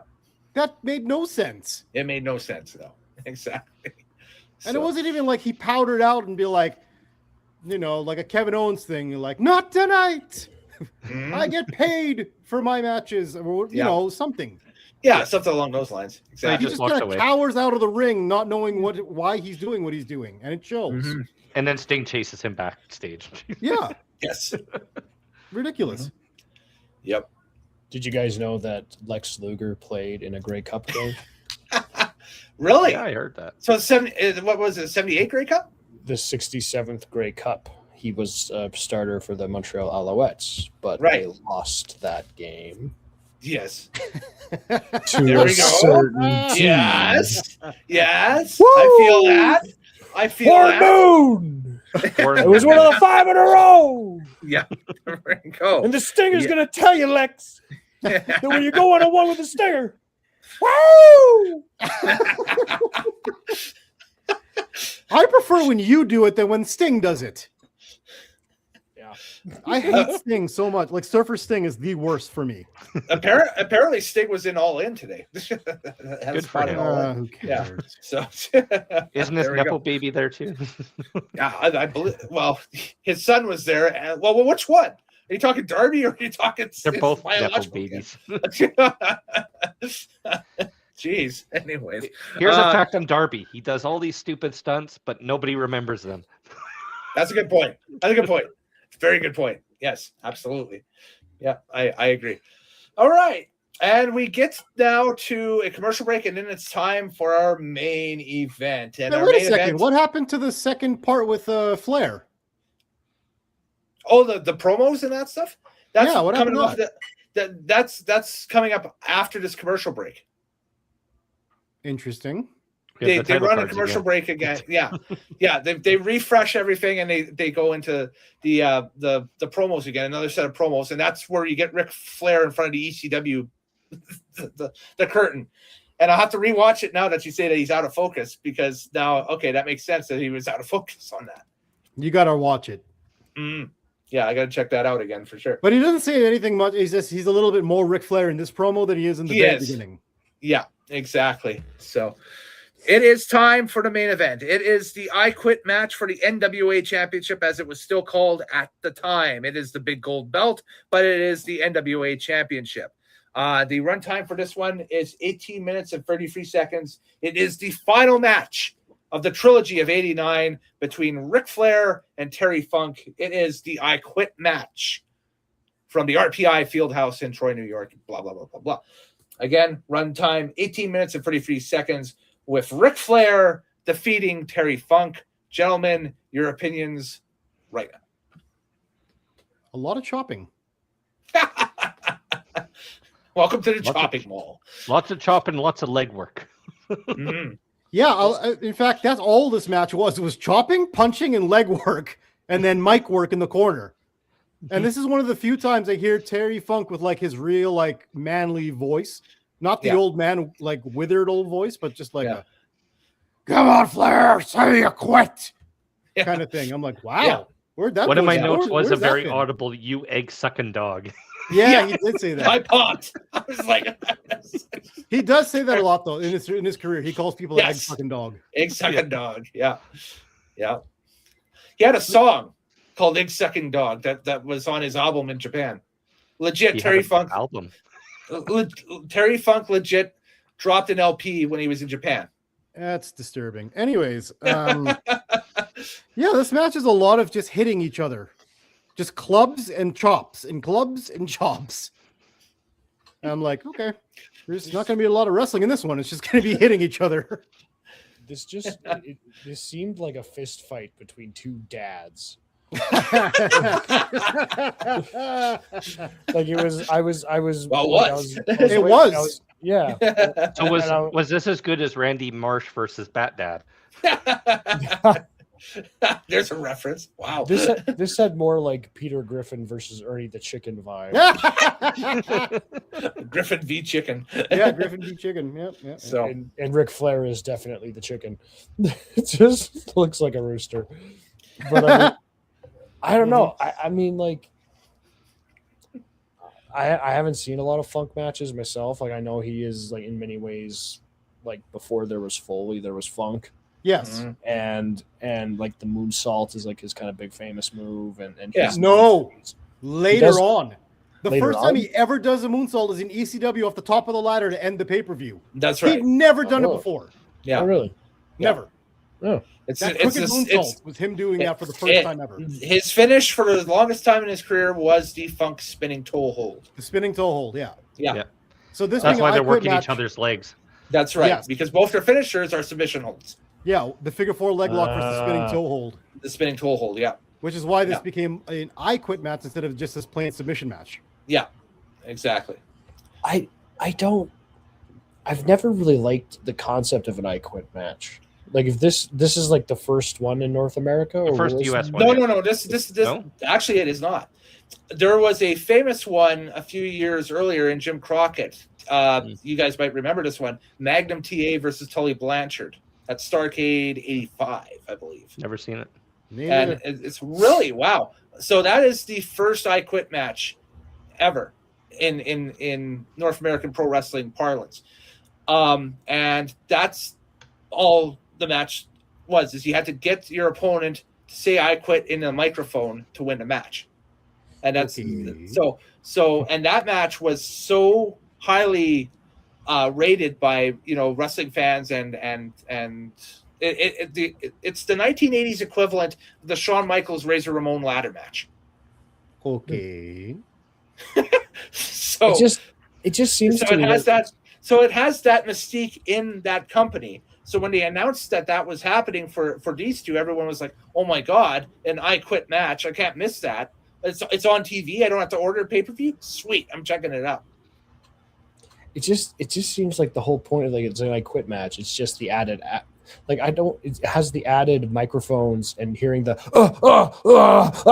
echoing through the stadiums when it's like that's just a submission match. What's a submission match if it's a I Quit match? You have to make your opponent tap out. You have to make your opponent quit. Like I don't know. I just think it's always been a dumb stip for me as an I Quit. Yeah, It's because, Flair, I want to hear the words come out of your mouth. That's all it is. That's all it is. Basically. Yeah, it's a pride Again- thing. They're fighting for pride. Like I mean, I think this pride thing. That's what it comes down to. I don't know. I would personally favor, like, if I have to pick an I Quit match, like, I would probably watch the Rock Mankind one over this one. That had such a dumb ending. Oh, those But chair even- shots are hard to watch. Oh. But, yeah, but it's like, you're like, no wonder he, like, but and I guess the ending was dumb in that one too. But that's the thing, is like, I don't know, like, is there like, maybe this Magnum TA one was good. Oh, you know what? Chavo and Rey Mysterio had a good I Quit match. Oh, Because Chavo had Rey Mysterio hung in the tree of woe up on top of the actual entrance for SmackDown, and he was slamming his knee with a chair, and he kept doing it again and again and again. And he's like, "You want one more? Say I quit." Bam! Hits him again, and then finally Rey's like, "I quit! I quit!" That was what 06, 07 SmackDown, something like that. Somewhere in there. Yeah. Okay. That's I vaguely that's remember when that Rey one, had but one yeah. of the many surgeries on his left knee. On his left knee. Yeah. Yeah. I had surgery 5 times on my left knee. Well, it'd be more now. I have it 47. you go that way, I'll go home. It's got a zipper on it now. No, like a real zipper. So they just zip it open to work on it. I made it look like a tattoo. But anyway, but that was actually a good, it was a good finish to an I Quit match. was that one where it's like he holds him basically at gunpoint and says, "You want me to keep breaking your knee open, or because you're done here? It's checkmate." So this was the finish again for this one, was the figure 4, and Funk finally says, "I break your leg," or I break your leg, or Terry Funk say I quit is pretty impossible in that day. It is, especially in the 80s, with the whole outlaw persona he had, because here's a guy that had the whole mystique that he left WWF at the time because there was a whole situation around him not doing jobs to faces. He didn't want to do lose any more to any of the mid-card faces he was facing and that stuff in WWF, so he just left. So there had that mystique around him. And then of course he's a Japanese god. He goes over to All Japan and that stuff. He's got that uber Hall of Fame career over there, right? Hasn't lost a match in how many years? Comes back over to North America, is thrown right into the feud with Flair right after Flair's epic trilogy with Steamboat earlier that year, and they end up doing the first table spot in pro wrestling, nationally televised pro wrestling in the United States. Not to mention too. So his unseen stuff back then. His father's a first generation champion. His brother is the champion of the NWA before him. R.I.P. Dory Funk Jr., yeah. Exactly. R.I.P. Dory Funk Jr., who just passed away. I guess it was this last week now. Yeah, just recently, yeah. And he was an NWA champion before Terry Funk, and he's one of the great technical wrestlers of all time. So Terry had to blaze his own trail in a way while walking in their footsteps. Yeah. Because he had to be a crazy, mean son of a bitch. So he became the crazy outlaw on the ranch. Yep. That's what he became. Yep. So all of that lore put into one man, and for him to say "I quit" seems impossible. It's a jaw dropper. Yeah, it's a jaw dropping ending. It's like, wow, that's it. And then I've never seen. I've seen this match, and I've seen them on because it was involved on a lot of the Ric Flair compilations and that stuff from the 2000s and everything that WWE Home Video had put out and everything. You see the handshake where Flair. It was promised in that promo earlier in the night that if Funk can't beat Flair, he'll shake Flair's hand and that stuff. And he turns to Gary and says, "I'm going to shake his goddamn hand." And he turns and he shakes Flair's hand. And usually that's when, to me, that match cuts. I don't remember seeing all the post-curricular stuff, but there is a ton of post-curricular stuff here. Because, folks, we have an Iron Man tournament we have to sell. Gosh darn it. So, post-match, where is it? There we go. Funk shakes Flair's hand, like he said, but Gary Hart nails Funk, and the Great Muta and the Dragon Master hit the ring. Sting hits the ring, locks in the Scorpion on the Dragon Master, and Flair hits the figure 4 on Muta. But then here comes Lex Luger into the ring. He hits Sting with a chair, and Luger locks in the torture rack on Flair.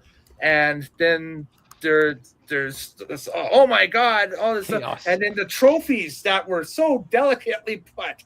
And I laughed. I had big belly laughs after this one that were so delicately put on the side of the stage. Luger takes a chair and just demolishes the trophies. Those nice PWI money spent $50 bowling trophies are all smashed on the ground. Bill Apter spent a lot of money on those. He spent all his subscription money that he got for $19.90 on all those. Well, you got a trophy, and you got 2 of those videos, the VHS tapes with the women fighting in their apartment. The apartment wrestling. Now, I don't think that's something we're going to review here on Nitromaniac TV's Wrestling Unlimited. Is the apartment wrestling? I don't know. I mean, it's up to you boys, but I'm not going down that road. So. I'm a married man. Anyways, so that's the end of that. They come back from commercial, and Sully and Ross sign off, and the Clash theme plays, and they do a bunch of replays on what just happened and that stuff. And it's see you at Starrcade in a month. And that's basically the end of the show. So yeah, that's it. That's the end of the Clash of Champions 9. A tidy runtime, I think, of about an hour 48 or so is what I saw on there, which makes sense because you had commercial breaks in there in the middle of it. They were probably about 2 or 3 minutes each. So that was that. And now it is time, unless people have a grand encompassing thought on what we just seen there. I really don't to rank this thing out of 10. So I just want to know if Muda ever wrestles Ricky the Dragon Steamboat. no. What? That's a missed opportunity. It's a missed opportunity. I know. Those arm drags would have been legendary. It would have been a great match. But Yes. no. Dragon and Muda never square off. Not in That's WCW, ridiculous. not in Japan, nowhere. That's ridiculous. Unfortunately. Sad trombone. Mm-hmm. Yeah. So, but yeah, so that's it. And you do a Clash of the Champions, and you have Muda in a major undefeated streak storyline at this point. You don't even use him in a Clash of Champions squash match. Like, we got Dr. Death Steve Williams, but we don't have the great Muda destroying the Super Destroyer. Like, come on, you know? Nobody cares about the Super Destroyer. Yeah. But also, No. nobody cares about People Dr. care Death. about Muda, though. I mean, you No, know. JR cares about Dr. Death. But JR doesn't mean anything back then. They're both from Oklahoma. Yeah. What are we ranking this one? Yeah, what are we ranking this one? Morehouse, you guys got us into this. What are you ranking this one? It's no different than the Saturday night main event, I guess. I'd give it the back half's better than the front half. I'd give it a 5 out of 10. Okay. That's fair. 5 out of 10. Craig Fraser, what are you giving this out of 10 here? I also give it about a 5 out of 10. Wasn't very good. Wasn't awful, but you know, did really wow me. Got it.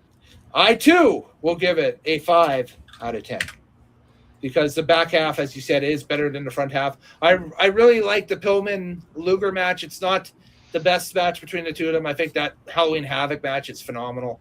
And of course, the historical significance of Flair and Funk wrapping up their feud in the I Quit match. It's got some historic pull behind it and that stuff and everything. But you know, Flair gets whisked on to the Iron Man tournament, and Funk goes to commentary. That's what they use him right off the bat. This is Funk's retirement match. This is his quote unquote retirement match at Number the time one. for no, not even number 1. This is like retirement match number 4 or 5 already at this point. Is this after the forever? Yes, way after. Here's the thing that'll blow your mind. You know what year that Funk did that? In 82? I'm guessing 82. He looks 82. That's a great guess. You got it. It was 82. Yeah, Wow. bang on.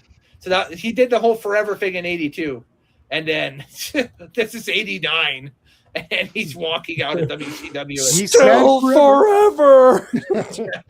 I forever. meant it. It's still real to me, damn it. Still forever to me.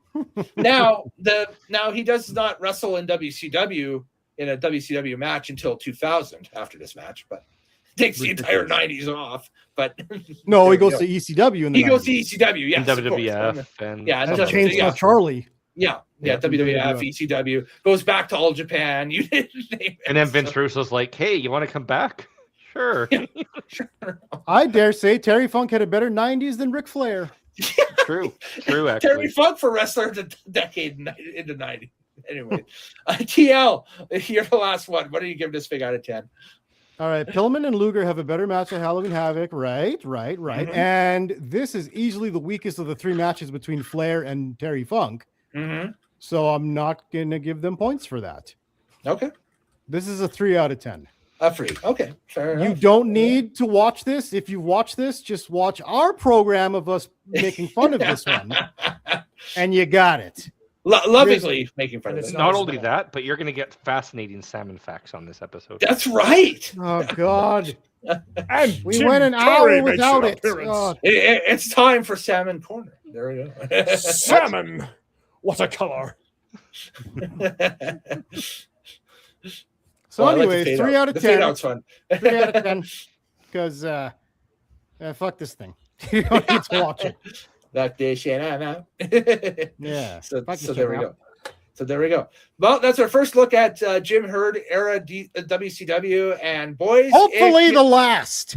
it gets it goes down from here. It's not much better in 1990. It goes down from here, yes. And there's not much better in 1990, or especially 91. 91 is when the excrement hits the ventilation, to coin a phrase. So there we get the ding dongs in 91. Yes. We get NWA champion Barry Windham in 1991. This is like really like the 89 to 93. It was like this was kind of a weak time for pro wrestling. Mm-hmm.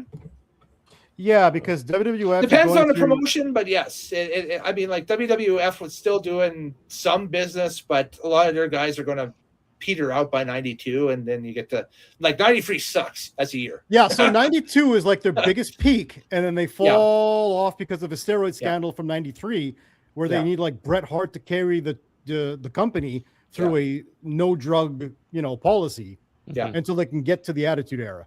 Yeah, right. That 93 sucks as a year across the board. WCW doesn't have it much better than WWF. Well, WCW is absolute ass until the NWO happens, because Hogan jumping to the WCW was a flop. Yeah. People really didn't want to see that red and yellow character anymore. No. They wanted it was absolute dog shit.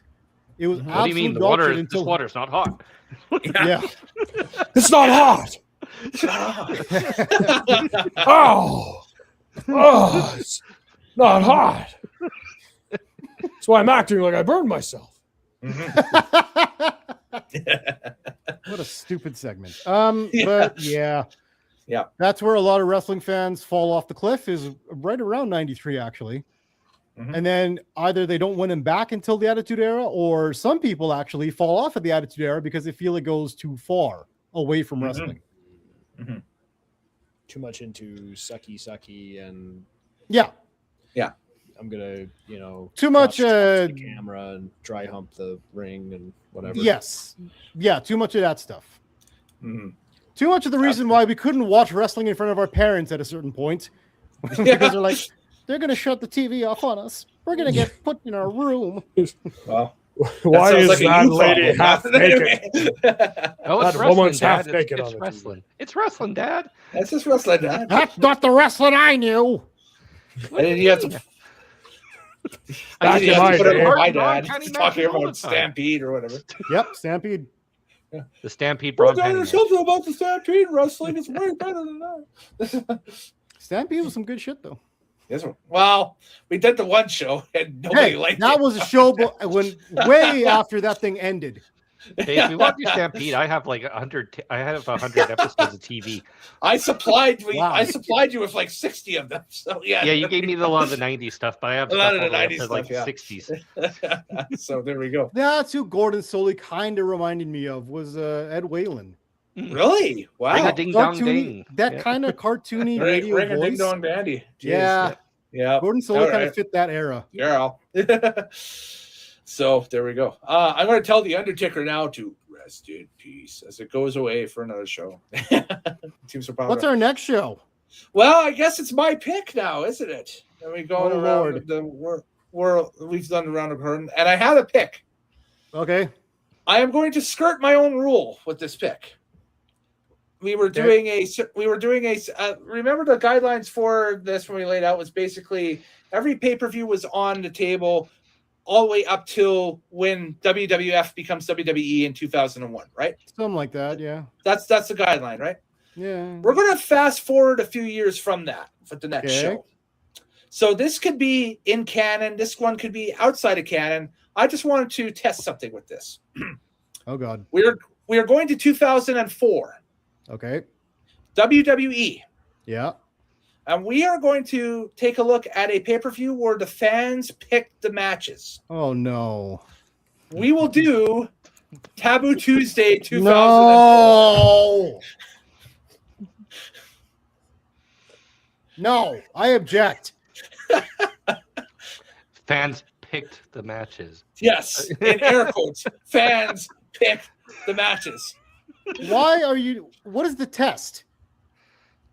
I just want to see how that would play in front of everybody. Okay, objection one. Anybody else? It's his choice. It's my choice. It is my choice. I made you guys watch WWE Eruption or that Superstar show once. Yeah, the WWE Eruption. Exactly. And if it wasn't for the thing between me and Frazier, you would have been suspended for that. But he fell on the grenade and distracted everyone. I've honestly, I could have skirted a penalty towards Morehouse because the show that we just did technically wasn't a pay-per-view, but it's a super card. It was enough. It was enough outside the box to roll with, and I'm like that. And I feel that Taboo Tuesday 04 is enough outside the box in the same way to roll with it. I think Morehouse some Raw era pay-per-view. I also want to see how these Ruthless Aggression era shows play in this format with us. I also want Morehouse to pick something. They're more than 20 years old now at this point, so I just want Morehouse to pick something good once. I like to see stuff I haven't seen. I know, but so I'm just like, I hope you land on one that like is good that you didn't see, right? Because ROH wasn't good. That wasn't my pick. That was my pick. Oh yeah, well, hey, that wasn't good. I'm trying to think what you picked. World Wrestling All Stars sucked. Yes, TNA sucked. But we knew that World Wrestling All Stars was going to suck because it was a curiosity thing on that one. It's a curiosity thing, yeah. Okay, yeah, all right. TNA was surprising. The TNA show that we did, it was kind of surprising on how the undercard kind of drug that show down because the main event was phenomenal on that. But because AJ was in it. Well, that and it's basically the Steamboat Savage of TNA. It's the one match that everybody goes back and watches still to this day, right? So. The point being, I just hope that Morehouse has a show one time that he hasn't seen that we're all going to watch and be like, yeah, that's the one. Perfect. We'll get lucky. Yeah. Remember, I like character wrestling. That's more my style. So. But again, there we go. So our next show, as decreed by me, Kellen Nitro, will be Taboo Tuesday number 1. Ready for Triple H Shawn Michaels 77? They face off a lot in that year, yes. But yes, there we go. WWE Taboo Tuesday 2004. So Cyber Monday didn't come till later? Yeah. 06, I think. Okay, but it is Taboo Tuesday. Because there's a Taboo Tuesday in 05. There's 3 Taboo Tuesdays and then Cyber Sundays. Okay. Oh, Cyber Sunday. Okay. Yeah. Okay. But then, like I said, they're fan voted. Wink, wink, nudge, nudge. Yeah. Yes. We'll get into the whole controversy on whether this was fan voted or was this constructed by some nefarious sources, basically. The next time we join and I'm chat, curious because if I hate this pay-per-view, I'm gonna jump you. Me? You're gonna get jumped. How? For breaking the rubric for a shitty gimmick pay-per-view? You're gonna get jumped. Are you not looking forward to the Fulfill Your Fantasy Diva Battle Royal? Oh, I forgot that it was in there. Make sure to turn your TVs away from the children on this one. What's all? I'm gonna now that you're bringing it up. Now I'm like, okay, let me just see here. Oh God! Don't run through the card. Don't run through the card. I'm just gonna take an eyeball on this card. That's all. I'm not running through it. For the Fantasy Diva Battle Royal, we can vote on them wearing schoolgirl outfits. Oh God! French maid outfits. Oh Lord! Or nurse outfits. Woo! Guys, there's a lot that happens on this card, though, outside of the gimmicks. Also, it could be a very interesting match. To be Chris Jericho's opponent, and I think that's funny. Yeah, we're going back to the Gene Snitsky Kane feud. Yes, yes, absolutely. It wasn't my fault. Oh no. We get more Eugene too.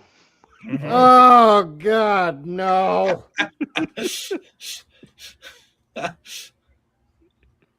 What else? Not a whole lot, unless there's something, I guess, commonplace now that you want to talk about. That's That's got No, everybody's we'll be attention. surprised when it comes out. I don't want to spoil too much for the Oh, audience. okay. What? Ooh. What? Morehouse has a surprise apparently that's going to come out shortly. No, I said let's stop talking about the cards so the audience can. I be thought okay. next episode. I thought you had a bigger reveal. I was like, oh. No, I'm not going to show my chest on screen. No.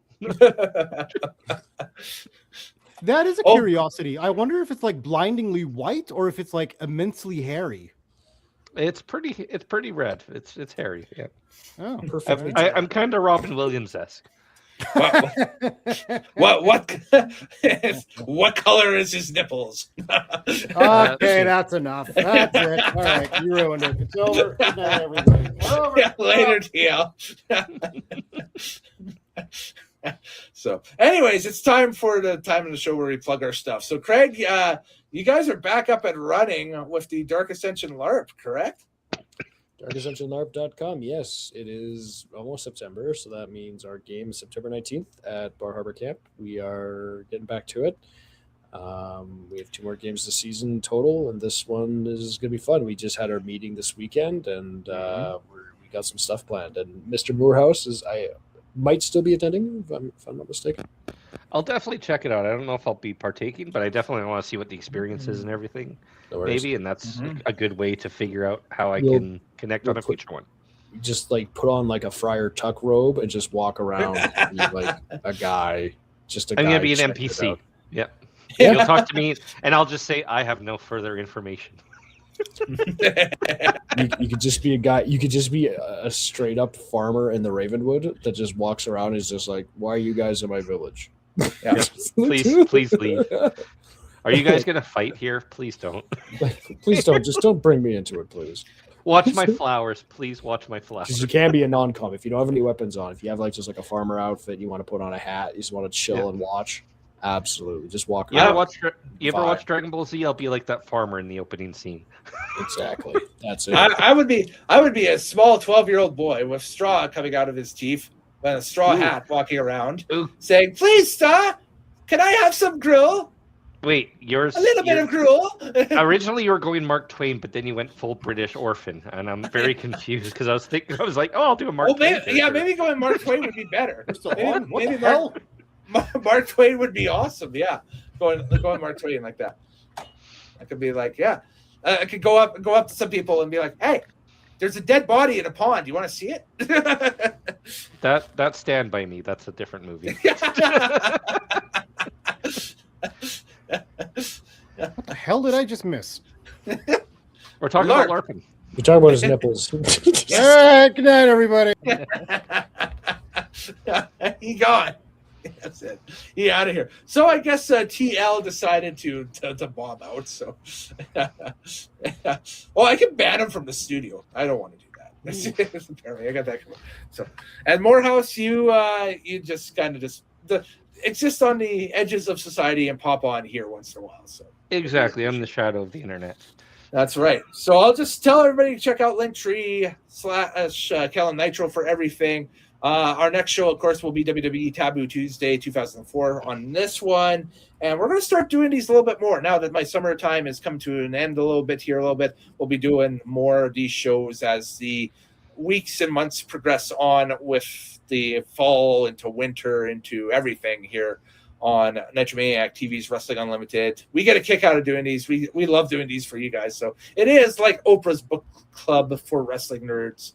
And it's a lot of fun. So for myself, for Craig P. Frazier, for Morehouse, we'll talk to you later here on Nitromaniac TV's Wrestling Unlimited. Where's the video? The end video here. I got it. There we go. We got it. All right, guys. See you next time here on the channel. You got the little man, you got the big man, and you got the bigger man.